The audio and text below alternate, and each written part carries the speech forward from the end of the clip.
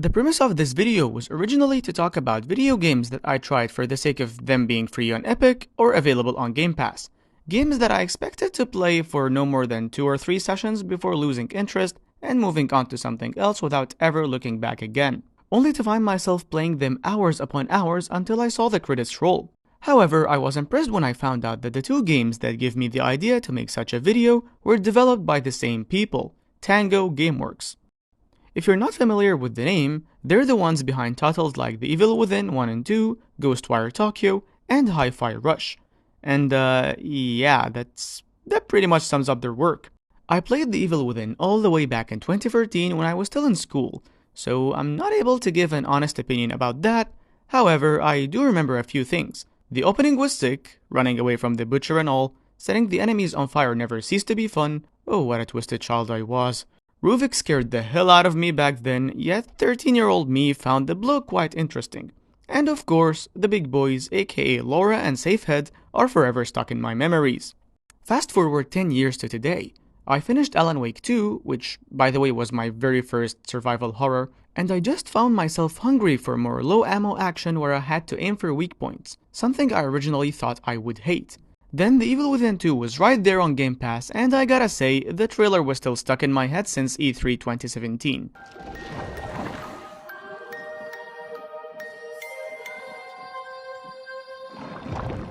Oh, E3. So yeah, don't mind if I do, and I installed it. I gotta say, the first session was boring, to say the least. And now since I finished the game, I could very easily explain why. As the game starts, it gives you little to no ammo. You can only use that in emergencies, but it's never enough to fight enemies head on. So you are forced to rely on stealth. But it's still early game, which means sneaking is too slow, too loud, and you can only execute a stealth kill from behind. In short, frustrating. However, I think the comeback The Evil Within 2 made in my second session was astonishing. Once I started upgrading my stealth, and by the way, stealth infiltration is my playstyle in every game that allows it, all the aspects that caused me any frustration quickly faded away. The game was also getting a bit more generous with ammo and guns. Or that might be me learning to manage my ammunition better, but I gotta say, I was pretty cheap. Only by the end of my second session, which I had no idea would last 4 hours, I realized how much Tango Gameworks loved what they do.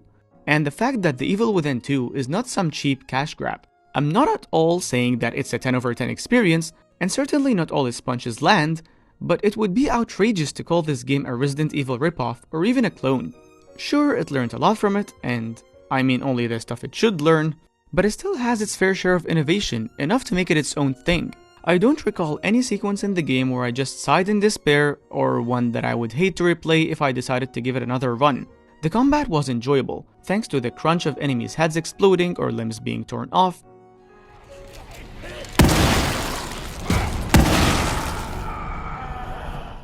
However, the guns could have used a bit more of a kick. Stealth had a lot of problems, but I was having a good time with it.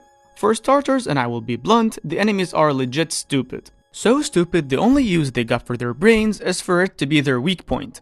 They lose their interest in you so fast that if you crouch behind the car while they are looking at you and just move a little bit to the other side of the car, they'll just stop looking. Or even if they're chasing you, they'll just stop at some point before staring at you like, damn, he's out of range. And then just turn back. That's when you can always, and I mean always, take them out silently, because they will walk a long way back without ever looking backwards.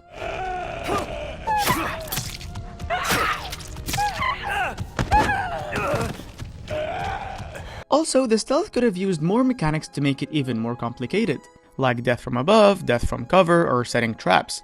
But despite all the points of weakness in the stealth aspect of the game, which is a pretty huge aspect, it was still very enjoyable.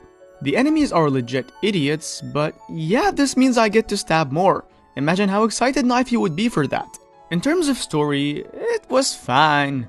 There were some nice moments complemented by a stellar soundtrack. However, the dialogue was pretty basically written, and in a few cases inducing the same kind of cringe you got from Snake Eater boss monologues. I am the Fury.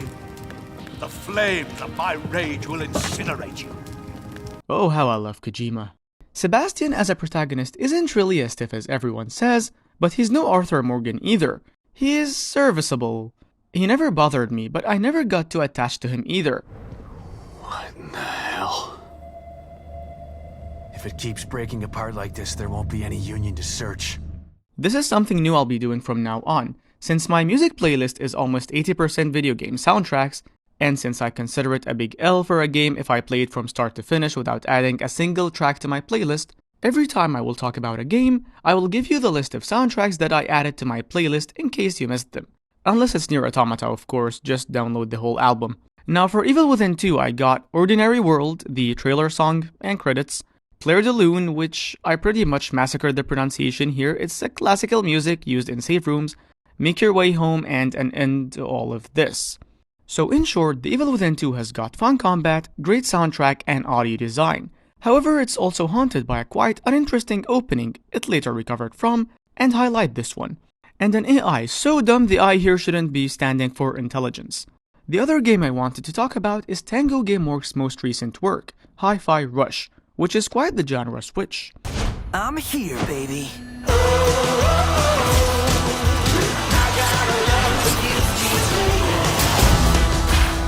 While some people, Resident Evil fans to be specific, may consider The Evil Within as a clone, I cannot see anyone calling Hi-Fi Rush anything of the sort, simply because there is nothing out there quite like it.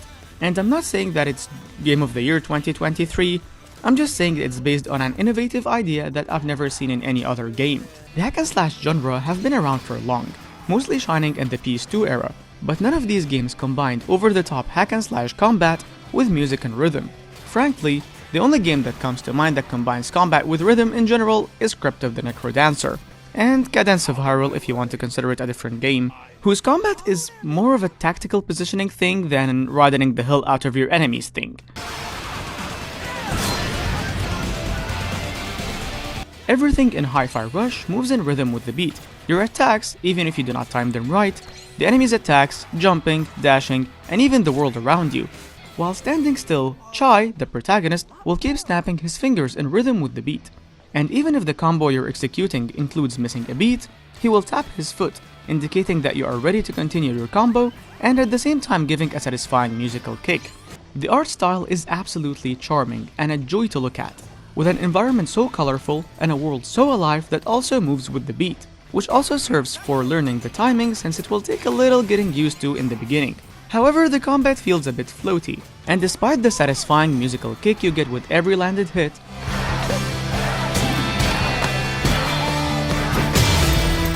the visual effects could have still used more work. And although the combat is fun, but you will get quite exhausted when the musical charm fades away from repetition in the late game. Luckily, the game is only 12 chapters, so it didn't overstay its welcome much. The thing I dislike the most about Hi-Fi Rush is traversal. Running, jumping, and dashing animations are nice, but practically, you move pretty slowly. Also, when jumping, gravity feels like you're in Jupiter. Combine this with some platforming sequences, I'm not really impressed. Somehow, even the dash doesn't really take you so far ahead. I know there's a grappling hook and all, but out of combat you can only use it when prompted. The cutscenes are one of the strongest aspects of Hi-Fi Rush. They're well animated, charming, and the writing and characters fit the mood perfectly, with some cartoonish humor sprinkled all over. I like defense. That's good. I like how they taste. Oh, that's bad. However, like The Evil Within 2, I was still not impressed in my first session, and despite it being packed with action, it still didn't give me the best first impression. And in the case of a game like Ghostwire Tokyo, the game never recovered from that boring opening, even though the world design was great and the game keeps introducing mechanics, but it just never got fun. As for the tracks I've added to my playlist from Hi-Fi Rush, none. The soundtracks are great and all, but they're only great in game here. From my point of view, Tango Gameworks may not be offering the best games of all time, but they love what they do, and they are creative. That's why I'm excited to see what they still got up their sleeves for us. However, they might definitely work on their game opening sequences, which will probably put off most impatient gamers, and their traversal systems since the movement speed of both Sebastian and Shai are remarkably slow. Hi-Fi Rush could have used a traversal system that is a bit similar to Insomniac's Sunset Overdrive. That's pretty much it for today, but before you go, be sure to hit that subscribe button. Also, if you liked the video, be sure to check out the rest of my content. Catch you later, boys!